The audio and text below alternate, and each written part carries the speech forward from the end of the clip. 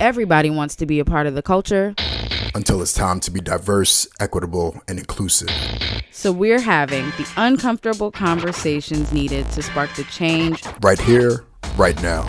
We're your hosts, Kai Devereaux Lawson. And I'm Simeon Coker. And we say all the things you wouldn't. Welcome back to the Mixed Company Podcast. Welcome back to another episode of Mixed Company Podcast. I am so excited for this episode because you're going to get a level of Mixed Company Podcast you may not have had in a while. And that's because it is today for us. I don't know when you're listening to it, when you're looking at this, or whatever the fuck. It is February 1st. It is literally the first day of Black History Month. And we are coming to you live with a dose of Black joy and caffeine, which means that we've got the influencer, the social media executive, the preferred podcast for millennial and Gen Z people of color in the industry, and also on the internet. Gen X. Oh, and Gen X. You got Gen X too? You got Gen X? We not. I mean, I don't know. Maybe my nephews and nieces are listening, but who knows? So. Well, Gen X will be your uncles and your aunties. Oh, is it? See, look, I'm even off. Look at me, not even knowing my target audience. No, Adu said, "I just be here. I just be here. I am here for it all." We've got Adu with us. Adu, a dear. A dose of Black joy and caffeine, and so that means that it's going to be really live and funny, and the energy. If you have not had no coffee, child, a shot of tequila, child, even a Coca-Cola can, maybe this is not the episode for you to start your day with. But if you have, you're on board. Adu, how are you? I'm doing great. I'm doing good. It's good to be here. Excuse me, a little. Why you sick? Because you got your arms out in the middle of February. No, that's why you sick. This is just a show. I feel like it's pneumonia weather. It's pneumonia weather, and you're playing. I feel like no matter what I put on, y'all would come and say. Got his damn I'm doing really good. I'm doing really good. It's nice just to I feel like have a bit of just a chill season, and to be able to focus and prioritize on family as well as relationship and nature. So I'm super just this is good. And also too, it's good to see y'all faces because we talk about joy, but y'all bring so much joy to everyone. So thank you for having me. I'm glad you feel that way. I know there's a lot of people that don't feel that way, so I'm glad you're speaking on behalf of the great minority. That was a dose of adulting. I like it. No, it wasn't. I mean, I always even say that, like, even with the podcast, I always say, mixed company walk so that we can run, I mean, y'all have Adu said we slow, Simeon. That's what I heard. No. I'm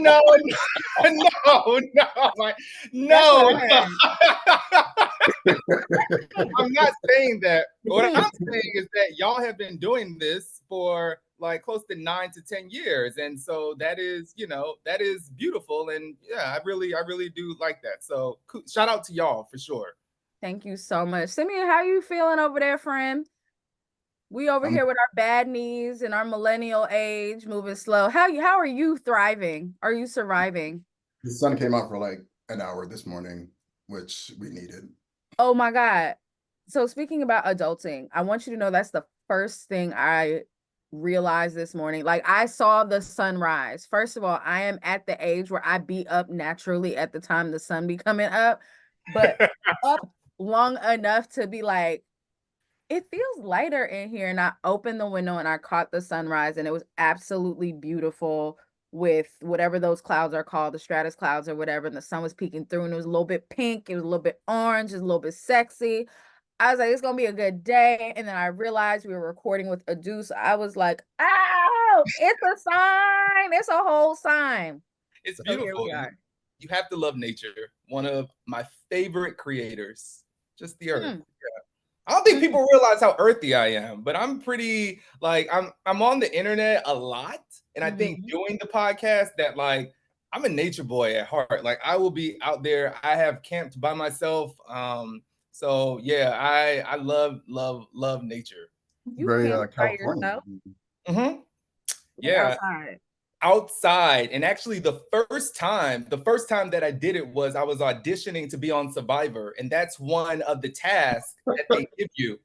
Yeah, that's one of the tasks that they give you, is that they give you a camera and they tell you to go out there. They want to see you in nature. So this was like 2014, maybe What 2013. is the Blair Witch 10 years Project? ago? Yeah. Wow. And then all those years later, yeah, I had the casting director had remembered me. And then I ended up being on The Weakest Link. So yeah. Wait, what? I had a joke for that too, but I'm gonna keep it to myself. Go ahead. Let it out. Come on. I love it. Let it out. Let it out. You got material for days, baby. Days. Dude, you are a whole celebrity. So we are so excited to be able to talk to you about your own podcast, your own journey, creating an audience and creating safe spaces and conversations for those of us in the industry. I guess I can't say coming up in the industry anymore, but those behind you reaching back and as you rise up. So we're going to get into it. It's our favorite portion of our conversation on Mixed Company. It's dope shit or ain't shit. And this is where, as everyone knows who's listened before, but if this is your first time, this is where we talk about all of the current events, but we categorize them correctly. If it's dope shit, there's a lot of dope shit that happens in the world. But also, if you've lived this side of 2020, you know it's a whole lot of ain't shit happening too that needs to be addressed, especially in the media, marketing, entertainment, and creative spaces. And so this is where we get to let it all out. Simeon, I'm actually going to throw it to you because I need to get my mind right for mine. So, Well, I'm prepared. I have a dope shit. And my dope shit is Origin by Ava DuVernay. I saw it a couple of weeks ago, but I'm gonna say that it was probably one of the best films I've seen in like 5 years. Um, I had a little thug tear moment. It was really fucking good. It was really good. And for those who don't know, it's about the story of the book Cass by Isabel Wilkerson. And I thought that Ava did a really interesting and dope job of telling the story of that book without it feeling like without it feeling boring. And so I just recommend for everybody to go see it because it's about the racial caste system in America, but also all over the world, how basically, you know, people set up other people to fail by positioning themselves as more superior. So that is my dope shit. I think everybody should go see it while it's still in the theaters, and F the Academy Awards for not giving Ava DuVernay all of the nominations. here's the thing about that. I think that I haven't seen it yet. It's on my list for Black History Month, as well as a few other things that I have seen in the media that I need to see. But I think what is going to happen, and I love that I feel that Ava DuVernay is actually a little bit comfortable with this when you are moving forward independently and you know you don't have big backing behind you. She understands, I think that she understands the power of her audience and her community and the influence she has. And so while it may not necessarily garner the same influence during this immediate award season, during this initial release, what we do know for sure is when folks in her audience, I can't just say Black people because I know a lot of people that support her ever so strongly. If you're an Ava DuVernay supporter, you're gonna go watch this. And so this film, I 100% believe, is going to get the attention it deserves over maybe a longer period of time. It'll get the views, it'll get the money, it'll get the critical acclaim that it deserves over time. It's just for those of us, and I say us very specifically, who are used to building on our own, we don't always get the flashy rolled out red carpet up front. But sis said, been there, done that. Like, I'm cool just kind of being the chick with the badass bomb ass film in the back pocket. So when y'all bored again in a couple months, you will come check me out. And I can't wait to be one of those people, but also to see how we talk about this film a year, 5 years, 10 years from now. Yeah, I have not seen the film, but it is. Look at us. Look at this Black History Month. Just regular. We ain't seen it, but I know I have not seen it. No, because also too, I just got real comfortable, and I'm gonna support it, like definitely streaming, and I'll rent it as soon as it's available. But I just got so comfortable being at home watching these movies because I no longer have to sneak in Popeyes. I could just bring it to my house now. Wear your arms out at home. You don't have to dress up for nobody but yourself. Right? Me and my boo. That's all we need to do. But I think the Academy has a history of awarding certain roles as well as movies when it comes to Black people. And I have not seen that movie, but from the emotion that so many people talk about with that movie, like you talk about you shedding the thug tear and other people talking about like the soundtrack and this like nice, this like delicate feeling with the movie with it still being emotional. I think it's just hard for those voting members to understand that. So, oh I yeah. can't see it, but I don't place any value on the Oscars or the Academy Awards At all. And also the content that we're speaking about too, it's not comfortable for these people. We know it's an election year. We don't nobody want to acknowledge that they understand and take part in caste systems. And how dare she come out here rubbing it in our noses? So well, counter 12 Years a Slave did win, but there was this, to your point, dude, there was a very specific narrative. that was the narrative. He was still the slave was in the title. Yeah. And I'm not saying that I went and watched Slave made. If you're not down and out, a lot of cases as a Black person, you're not getting an Oscar. An academic talking about the caste system and drawing lines through all caste systems globally and through history. What do you mean? So I can't wait to watch it. Hopefully the next episode that we record, which should be around Super Bowl, I would have watched it, but we can go on and talk about the tropes that people love to put us in all day long. But shout out to her. Simeon, I'm glad that you've led the charge for the Black folks on this call today, to be the first to see it, the pioneer of cast. And but Simeon, you also read the book too, right? Or look at you putting people on. Look at you putting people on blast. I come on here and read the damn book. Okay, sorry. I will shut up. That was my answer. All right, I'm gonna dive in. And what's interesting is I've been going back and forth for a couple days trying to figure out what I wanted to talk about, right? I kind of wanted to talk about how, hot take, I think it's bullshit that we're not giving America Ferrera her flowers for her Oscar nomination in the light of Margot Robbie and Greta not getting their Oscar nods, recognizing that like the whole idea of Barbie and Ken. I think that is a very complex conversation and that I think needs its due justice, and maybe we'll do an episode on it on another day. But I'm not going to talk about that.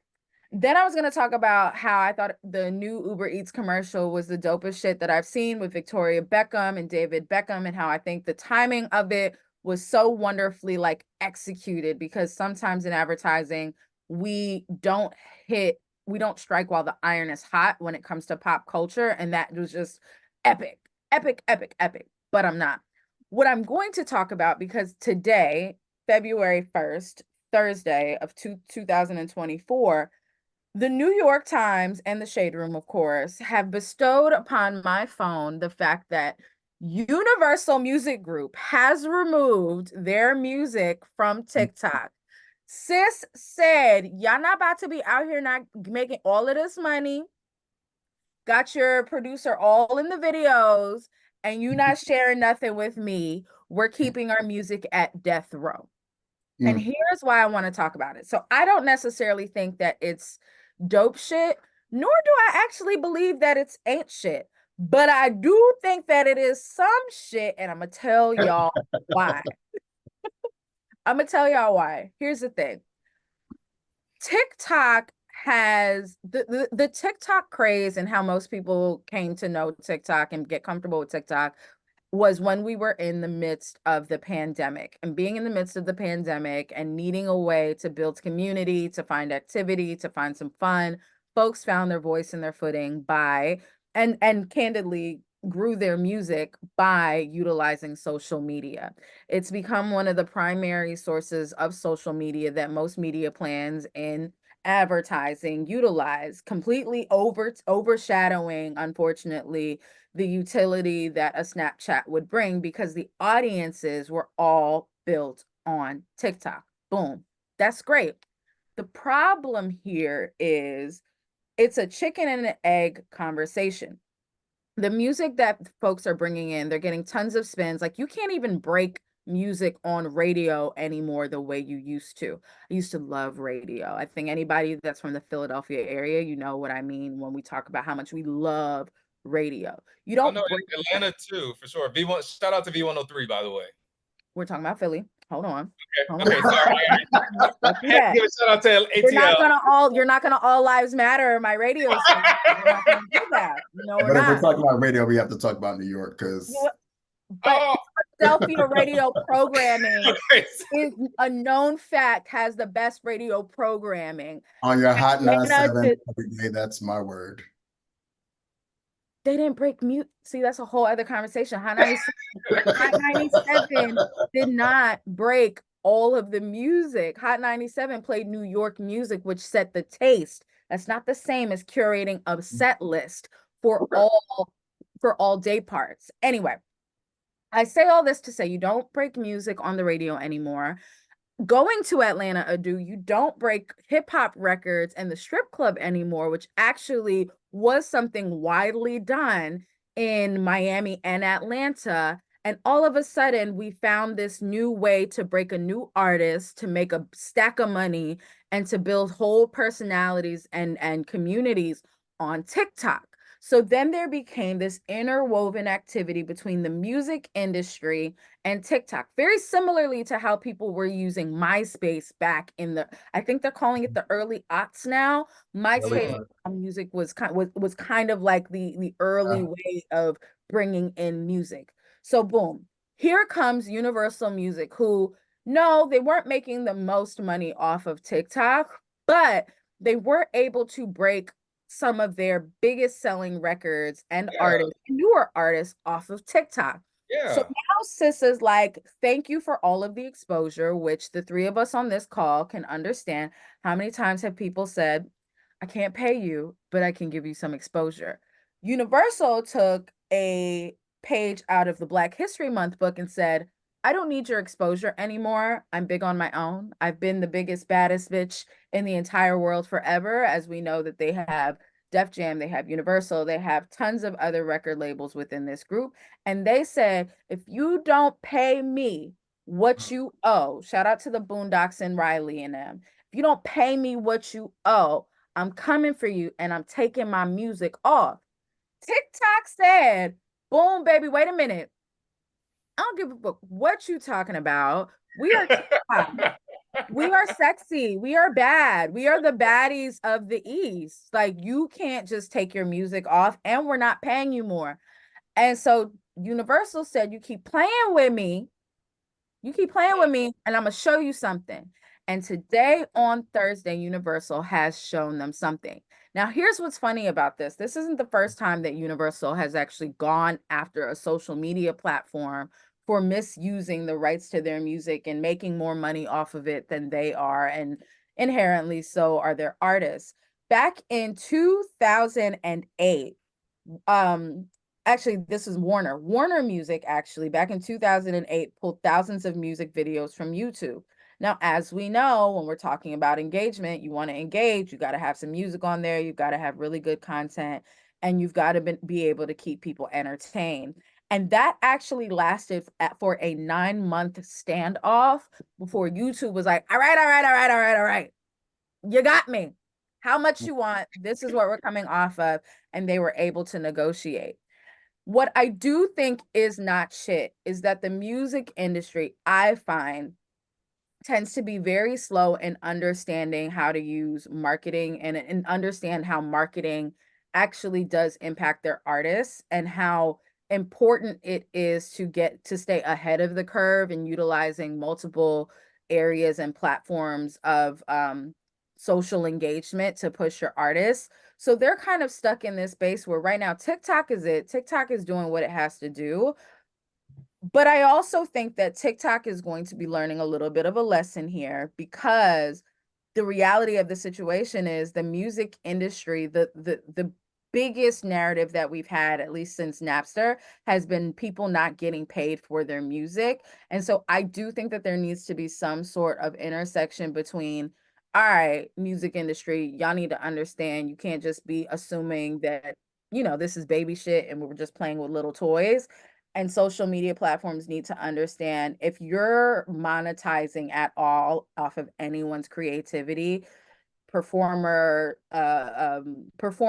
educator, whatever, musician, people do need to make their money. And saying I'm just going to give you exposure and everybody in the world is going to see you does not make the price of eggs go cheaper, does not make my mortgage more affordable, and is not helping the interest rates. And so I just need everybody to understand their part in this really shitty economy right now and give me my music back on TikTok. Somebody needs to sign the Yeah, That's no, how I feel. definitely. I mean, I But think it sounds like we're on the peak of I don't want to call it, and I'm definitely not leading it, but a Yes, music you strike. are. I mean, no, I don't, no. I ain't, listen, I don't know. I'm gonna lead it on I'm gonna lead it on. But no, I say all that just to say that, like, I even saw that visual on, I think it was on Instagram, about how much each streaming company was paying artists. I don't know if you all saw that, but it was like going viral. And so I do think that, I don't know, maybe there's a conversation happening now about, compensation. And that's the next, I mean, we came off of a, actor strike, writer strike, music strike. It could be. It's a tough time. Folks want to get paid.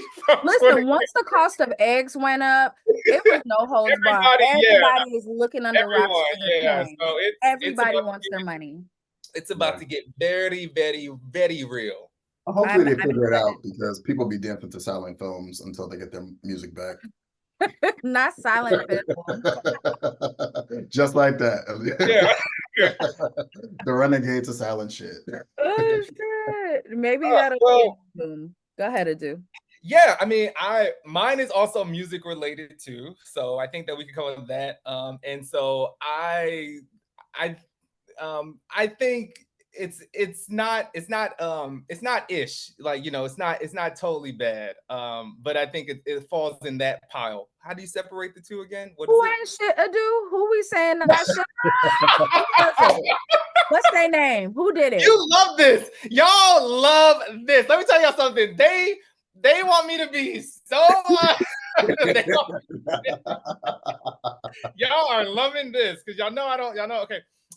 So I think I had to, I know, yikes, maybe my podcast may get canceled, and I don't want any of the barbs to come Don't for lose me. no endorsements. I just told you eggs are expensive. No, I'm just saying, Nicki Minaj with Bigfoot.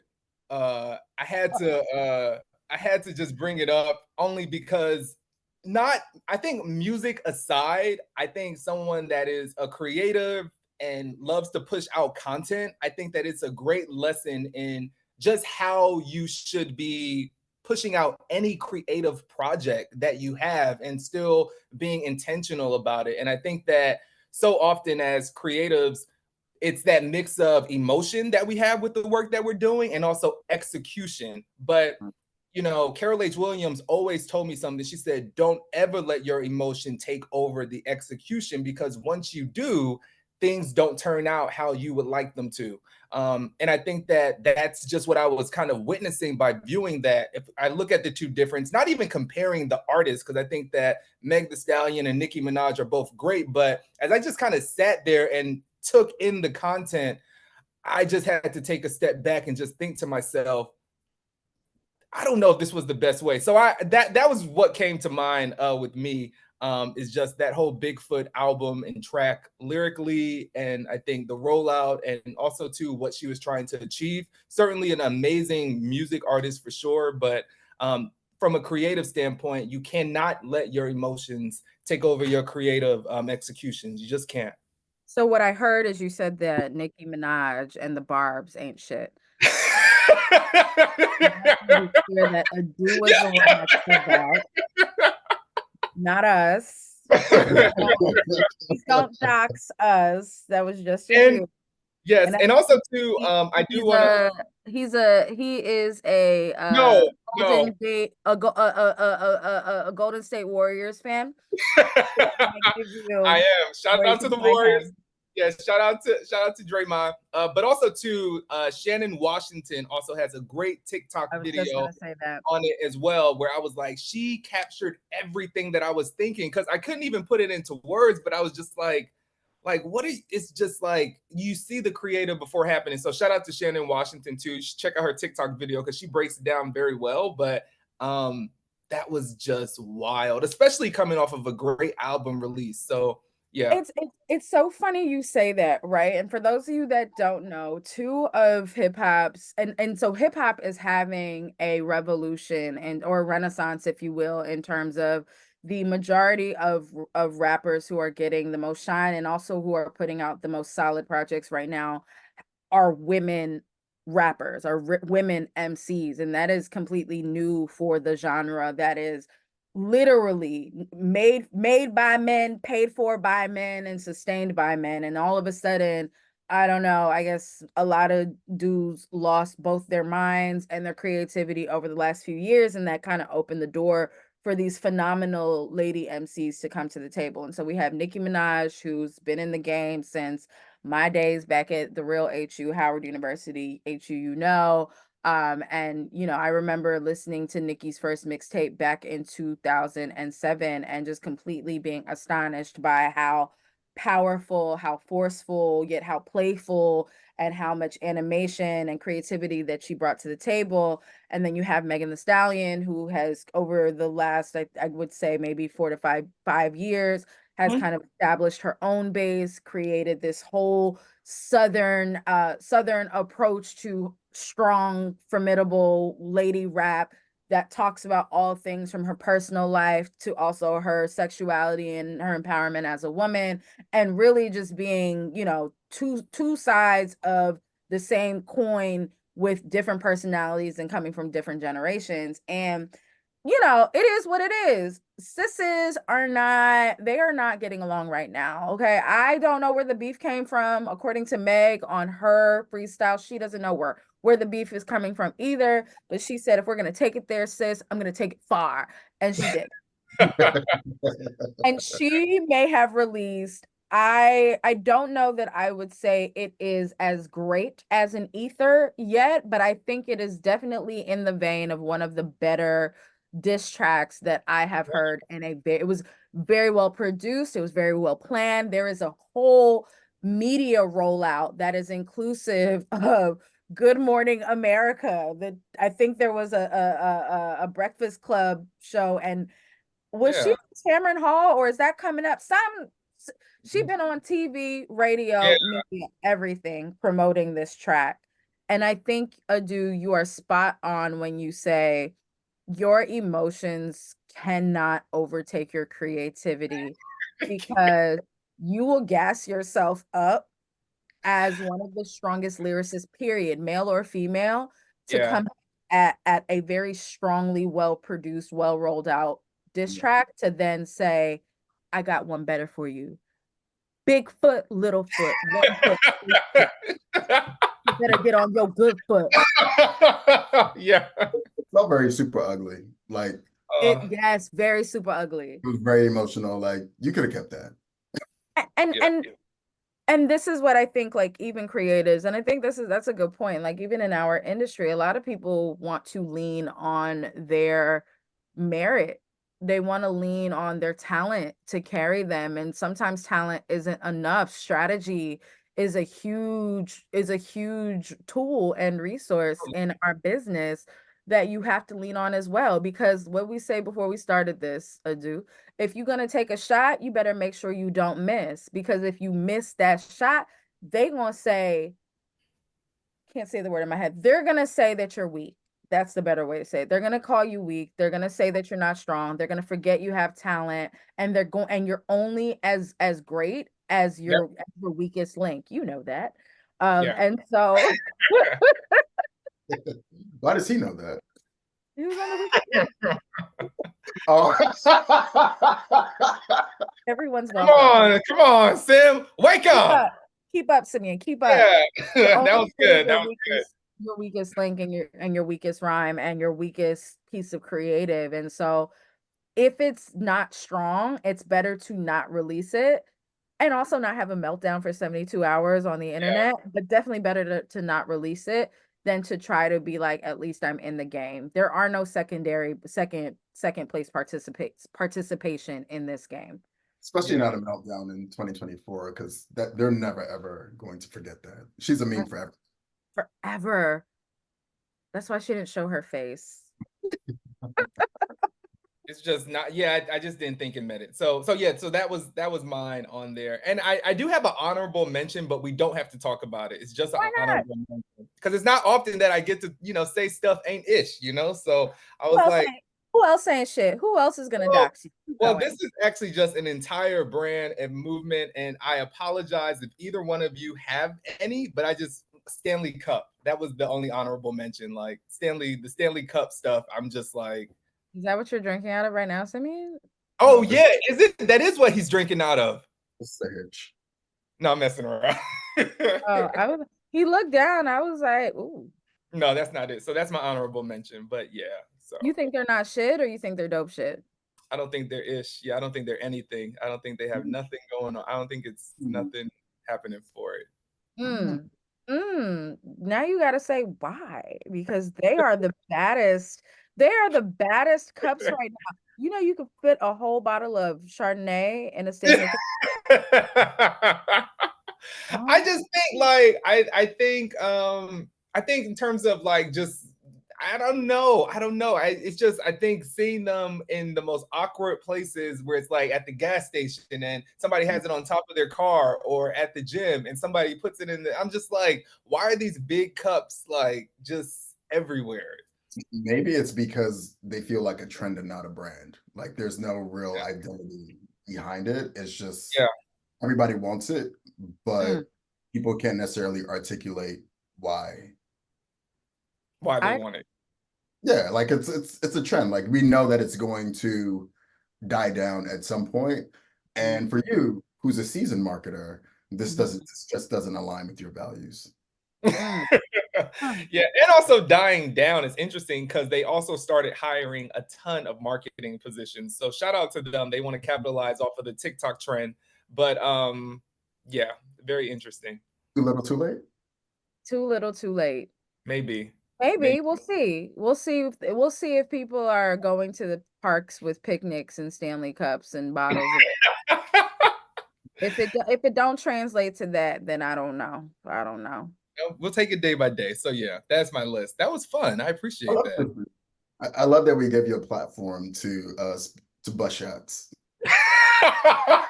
That is listen. Everybody, look, that's what I love about this podcast anyways. I mean, that's what it's all about. So yeah. We were founded on the premise of busting all the shots.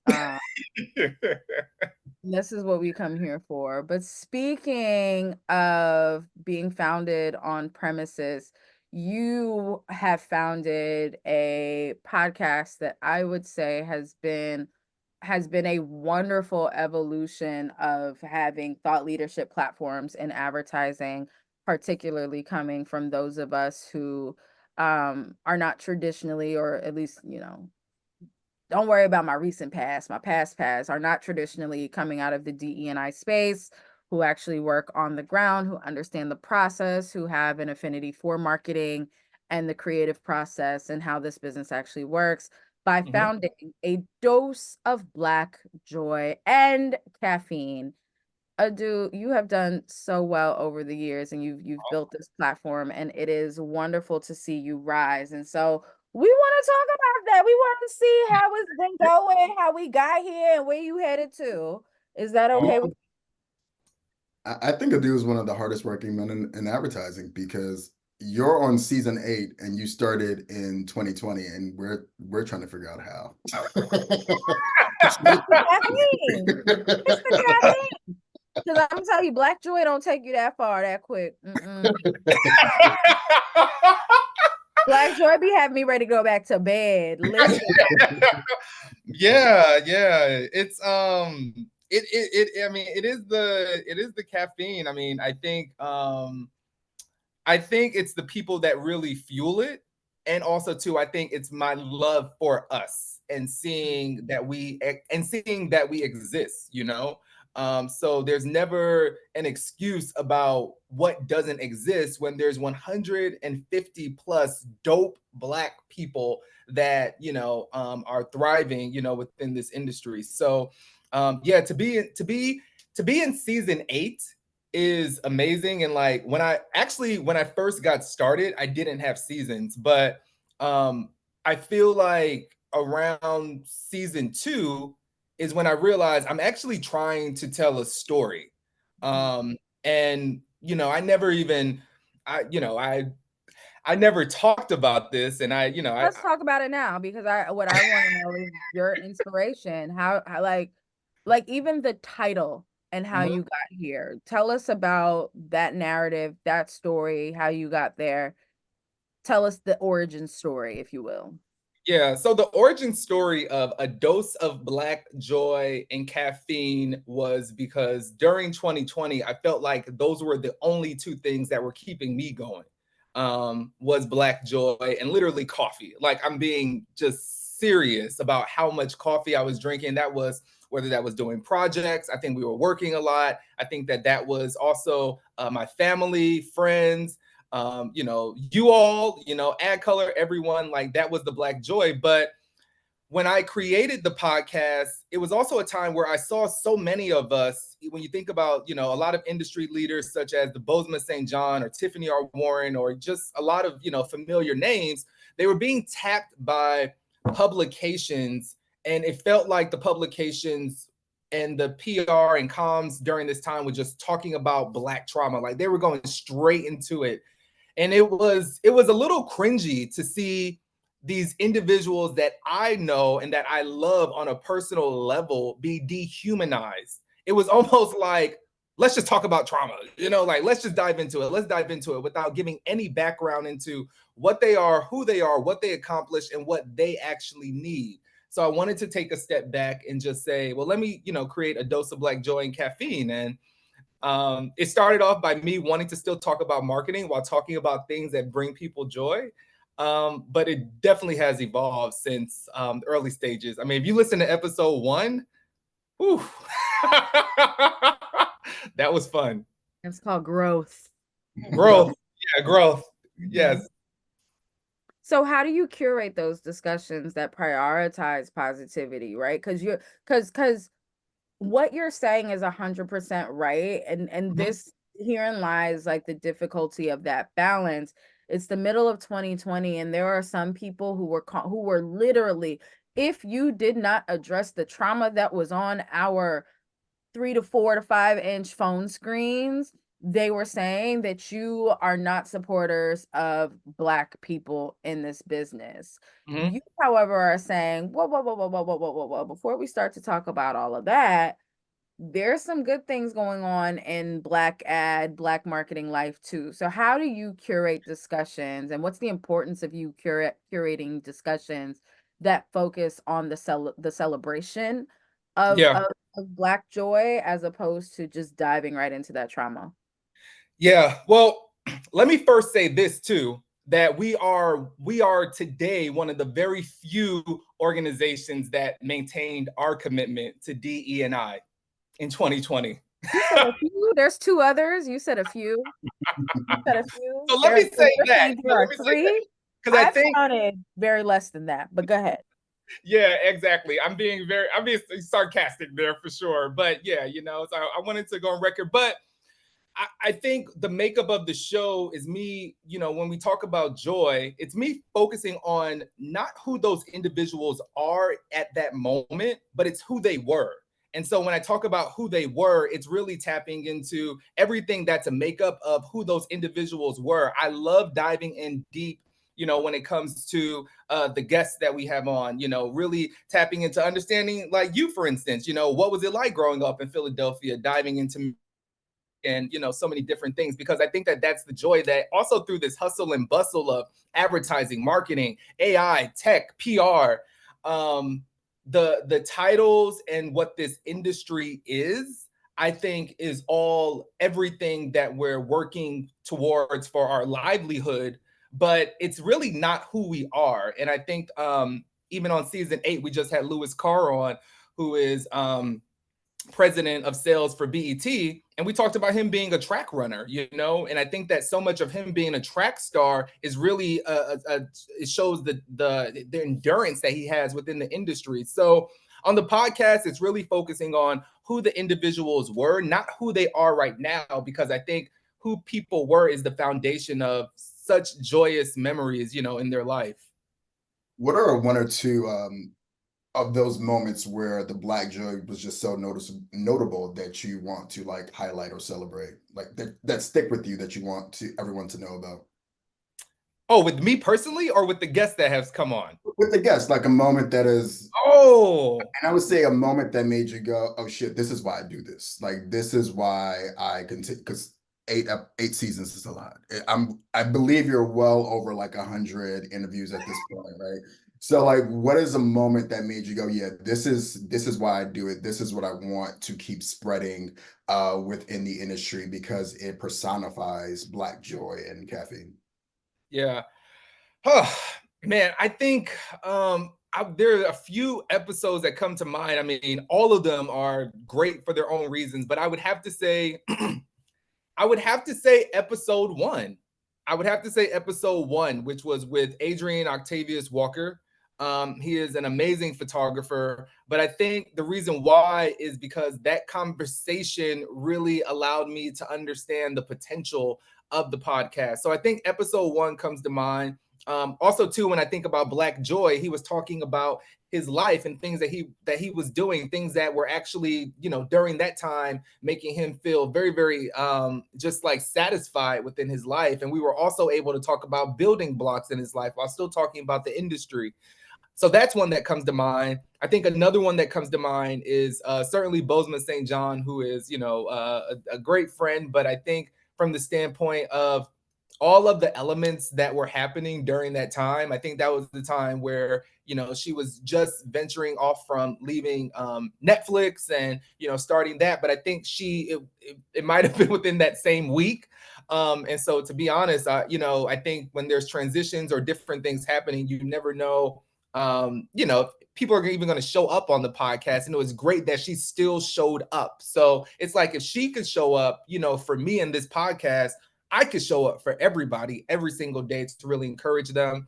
And then the other one that I would have to say is, I would say Ashley McGowan, actually. I think Ashley McGowan, once again, that was on the first season, but she really dived into the heart of Chicago, the makeup of Chicago, and how that was really the foundation of everything that she loved about her life. But it also talked about how you don't have to move for a particular job based on the location, but you can really be rooted in your hometown, love what you do, love your family, love your hometown while still pursuing your career. So it's that joy that I think was often talked about. But those 3 always come to mind.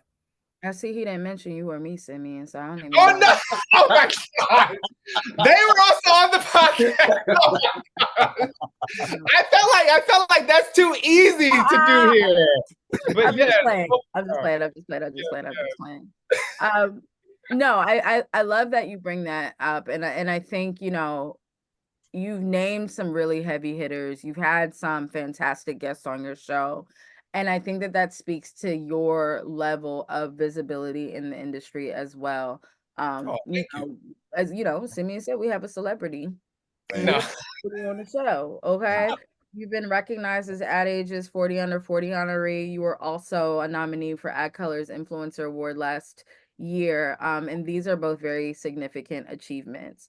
From our own experience, from my own personal experience, also sometimes the having a platform of where you get to be a thought leader in a space that in a safe space that you've created for yourself and for others can make you be perceived as like a talking head, or it can be perceived as like a throwaway kind of thing, and like somebody who's just garnering for attention, when in reality giving voice to a lot of the seen and unseen that we experience in the industry is actually a really big deal and has a lot of power.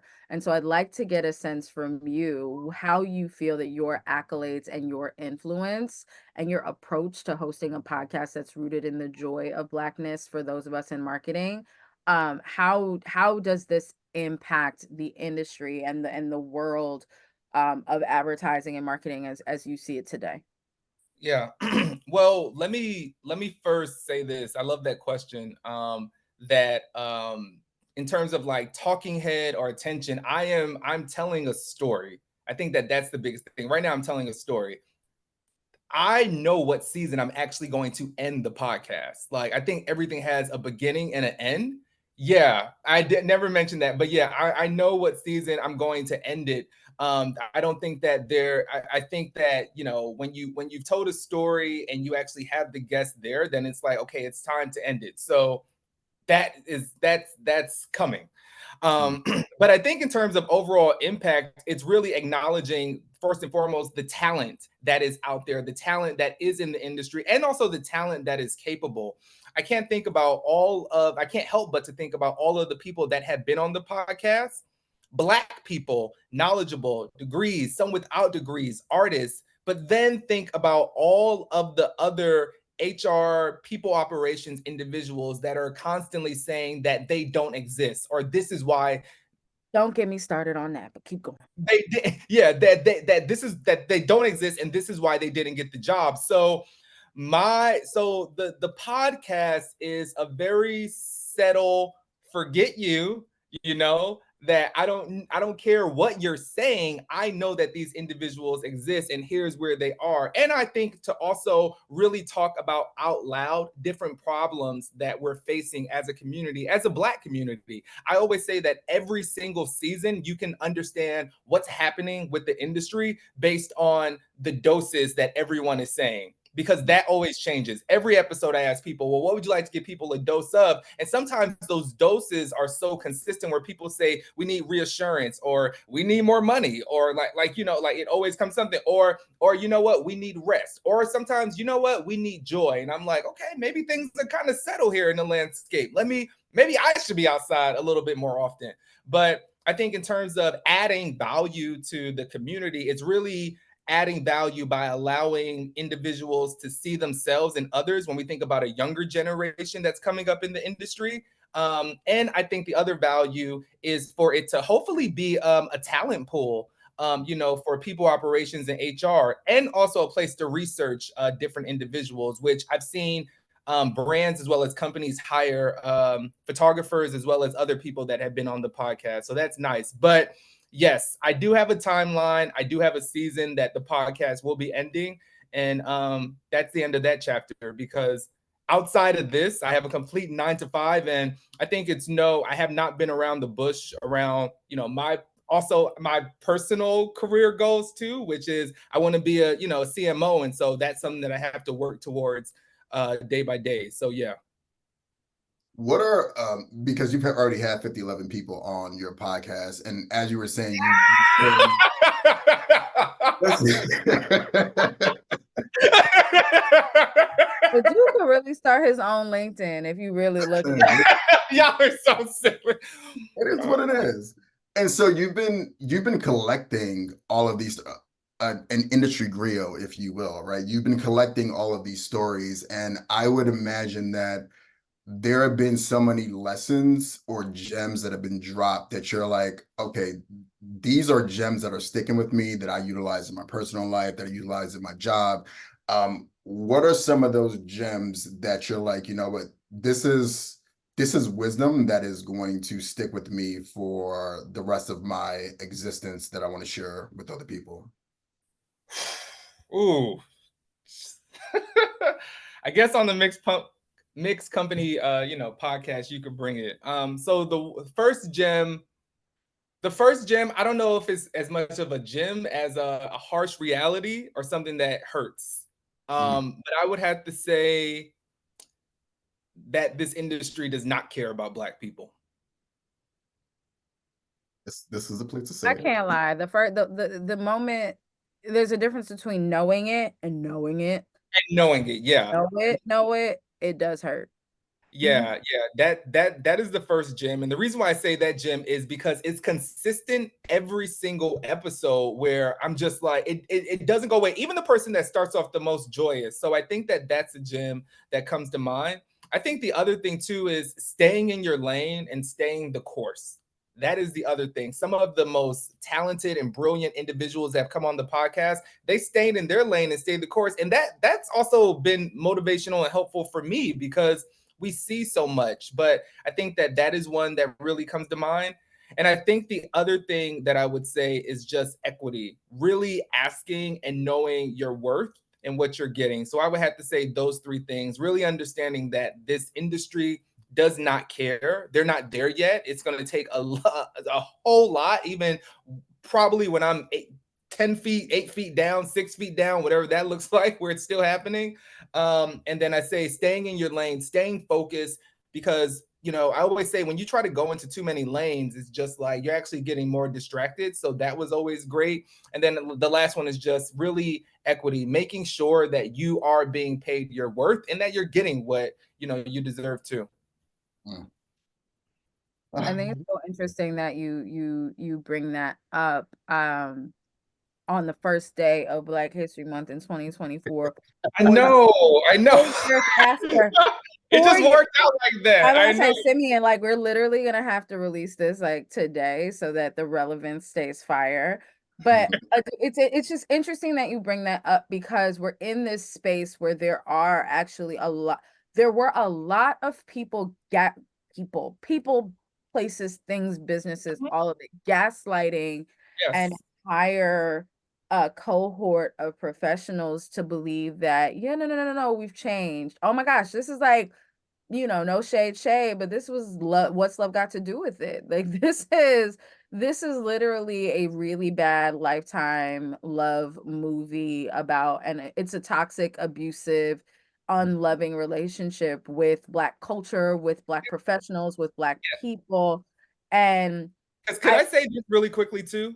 Yeah, I have lost opportunities because of the podcast. And that's an offline conversation, but we can talk about that. But yeah, I believe that wholeheartedly. I believe that the closer you get to the truth. I got Draymond behind me. I feel like Draymond, y'all gonna get this podcast. I don't care what's happening. Y'all gonna get it. But I think it's just really I'm not happy to hear you say that, but it is validating for us on a podcast where, when we started, it was because our own situations were shitty. In the workplace and really working with people. And it's not just white people to Black people. And let's be clear about that, but it is the culture of the industry and what is seen as worthy and valuable and smart and what does it look like to be, to have executive presence is really rooted in a very old white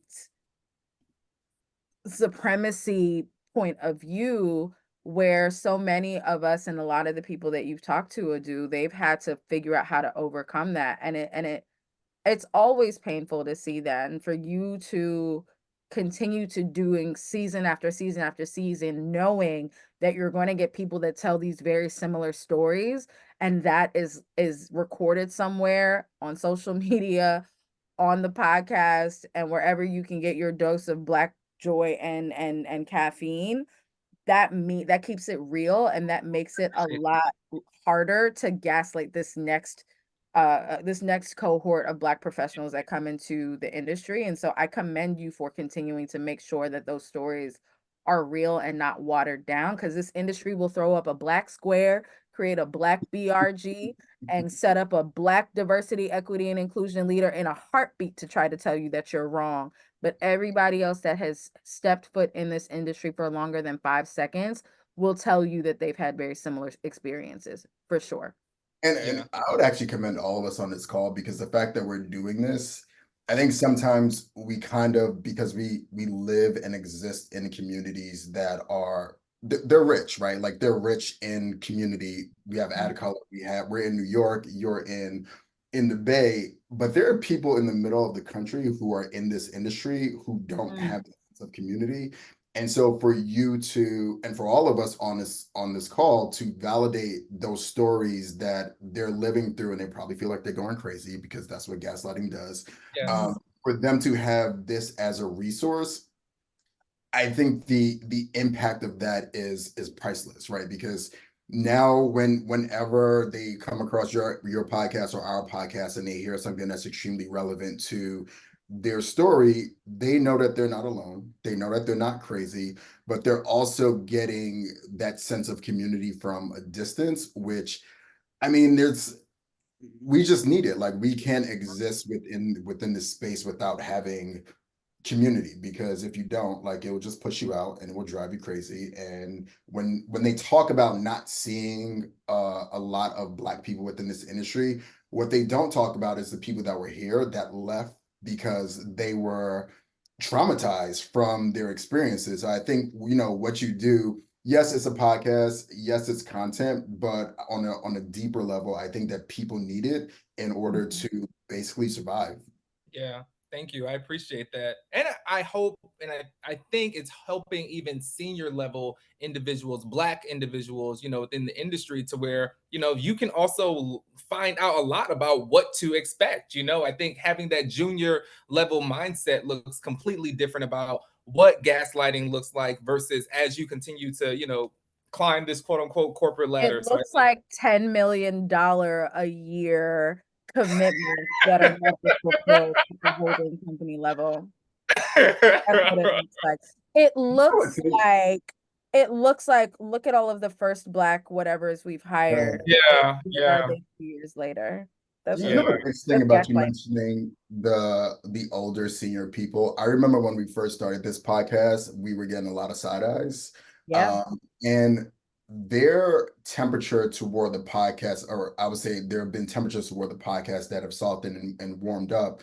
And one of the things that I've noticed over the last year or two, or last couple of years, is the increase in people in older generations who are now changing their tone.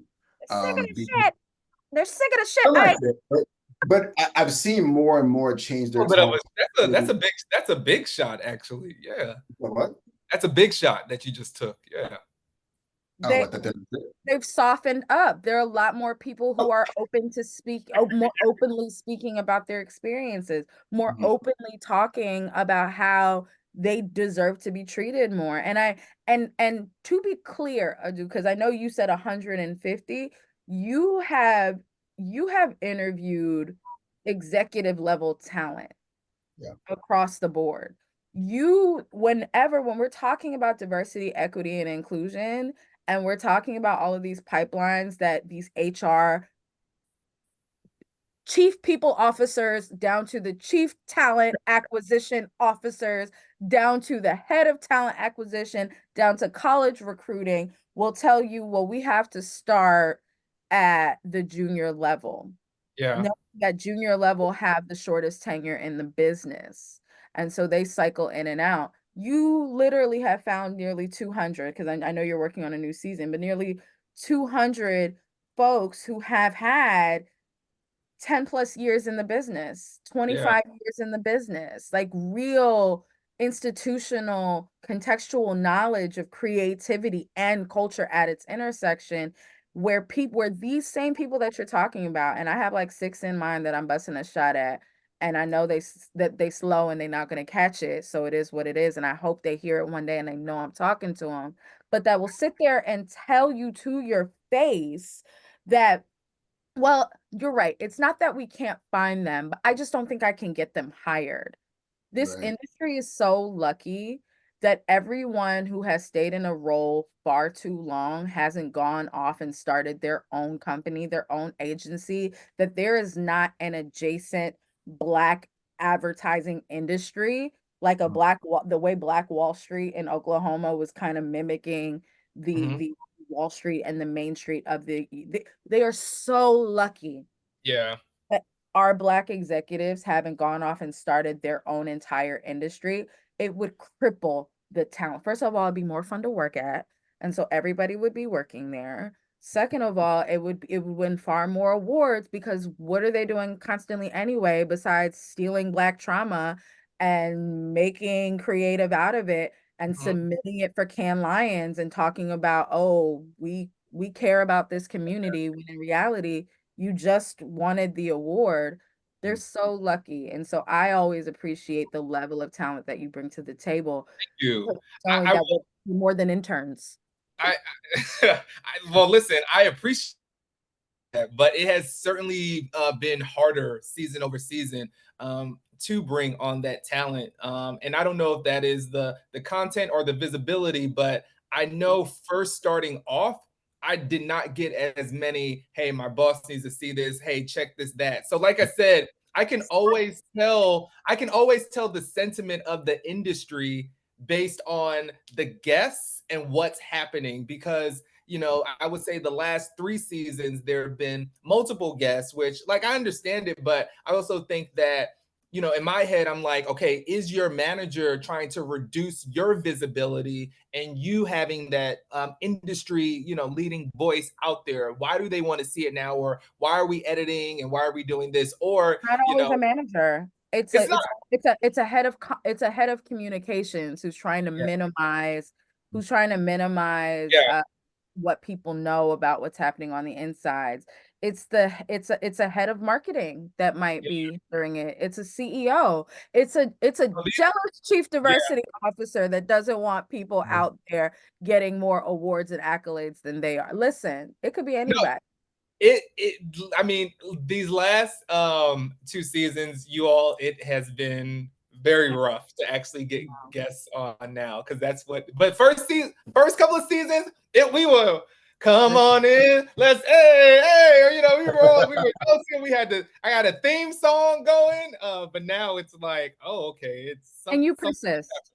And you Yeah. persist. And for us, that is what we champion, is continuing to allow there to be space for truth and honesty and for people to name themselves. So many times in this industry, our labels are bestowed upon us, and I think it's so important for us as marketers to name ourselves, to define ourselves, to give ourselves our own values, to make sure that we're clear. I know that X, Y, and Z thinks that I'm only good in this part of the industry, but baby, I do A, B, C, G, E, F, L, M, N, O, P. I do it all. And so I love that you also create space for that. And I hope that there are more spaces like this that evolve, because like me and Simeon already told you, we tired, and you talking about, when your podcast is ending. So somebody need to hurry up and get to it. Who else gonna tell the story? I mean, I will Yeah. say it's like hearing you talk about the reservations of getting on your podcast just stirred up an emotion in me where it's like Black joy, they see Black joy as revolutionary, right? For you to create a space for people to actually celebrate being happy and enjoying life and talking about the great things in life, for them to have that apprehension to letting their employees come on, it feels good. It feels bad, but it feels good. It feels like you're doing something that is right, because usually whenever 2 or 3 Black people are gathered, we're either loitering or we're doing something amazing, right? And so I feel like you're leaning into the space of bringing people together where they're doing something amazing, and I think that scares people, certain It's people. great. And Yeah. sometimes loitering and great things happen all in the At the same. same time. That's usually my favorite space. Like, that is the eye of the storm. But Adu, we know we've been talking for a while, and you are a busy man who has to take these arms somewhere else to be seen, I'm sure. These look like outside arms. These are not gray sweatshirt indoor arms. These are outside arms, and you've got your shout out to the book Unseen, by the way. I see behind you. I have it, and it is one of my favorite books For the as culture. well. I Mm. see you got Marvin Gaye, What's Going On. You are a cultured man and who has many things to do. And so I guess I'd love to end with tell people who may not know, hope I'm sure everybody knows, but for those who don't know, how do they get a hold of you? How do they listen to the podcast? What's the tea? Yes. So the podcast, we are in season 8 of A Dose of Black Joy and Caffeine. So you can go ahead and listen to it across all streaming podcast platforms. Spotify is preferred. And then also too, Ado on LinkedIn. That's fine. You can definitely slide into my DMs. Just let me know that you heard about the podcast, from Mixed Company. But yeah, that's where they can find me. And once again, like seriously, to the both of y'all, it's I love the work that y'all are doing, and I appreciate being on, and just the humans that you all are. Trust me, I think it's the unseen, as quoted right here, that I think I always love, because I already know what goes into so many of the different things that you all are probably having to face or deal with. So shout out to the both of y'all. Thanks for having me on, and I can't wait to get to New York and have a meal and a drink with y'all. Well, I Got it. heard you already had that with Simeon, so maybe Oh I'll yeah. We did. That was the best night of my life. Damn, the whole life? Oh, Yes. yeah. Listen, I'm a good time. It was a moment in time. That was it was a moment. It was a moment. We kept it going. Where were you? Where were you? Okay, well, that's offline. Not on the invite. Not on the invite. Didn't get the call or the text. Go ahead. Keep asking questions because I got the answers. All good. Thank you so much. May the universe bless you with all of the Black joy and the caffeine. For those of you listening, same to you. Happy Black History Month. There will be more shots fired throughout the month. We just happy Black History Month. Happy Black People Month. Globally everywhere. Y'all peace out. Bye-bye. Bring out those arms. Y'all pull out them arms. It's cold on the East Coast, I do.